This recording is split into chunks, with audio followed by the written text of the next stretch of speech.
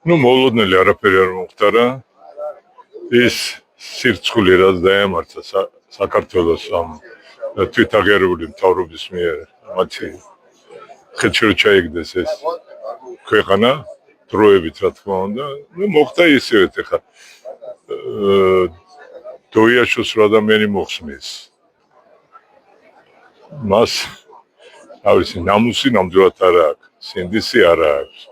ის ადამიანი, ვისაც ეს ადრე მოვიდოდა თავში, საერთოდ ქვეყანაზე არ ფიქრობს, თეატრზე არ ფიქრობს, ხალხზე არ ფიქრობს, მაყურებლებზე არ ფიქრობს. ფიქრობს ერთადერთ რამეზე, როგორმე ბიძინა ივანიშვილს ასიამონოს და ეგეთ ქვეყანაში ცხოვრება არავის არ გვინდა ჩვენ.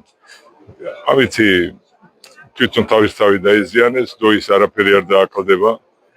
ნიჭიერი ადამიანი ყველგან ნიჭიერია, საყვარელი ადამიანი ყველგან საყვარელია. დოი არის ჩვენი ძმა, ჩვენი მეგობარი და როგორც კი შეიცვლება ეს მთავრობა, ისე თავიდან დაიწყება ყველაფერი აღორძინება, ისე თავიდან დაიწყება, ისე რომ სამწუხაროა ეს რომ მოხდა, მაგრამ გასაკვირი მე მგონი არაფერი არ არის.